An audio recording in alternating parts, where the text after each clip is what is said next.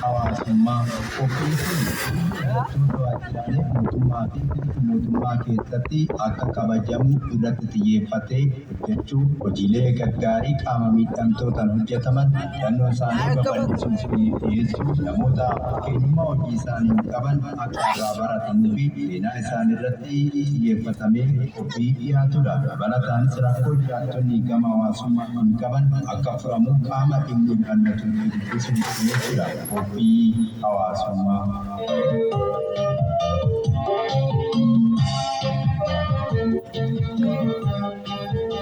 Dhaggeeffattoota keenyaa kan caqasaa jirtan qophii hawaasummaa keenyaa immoo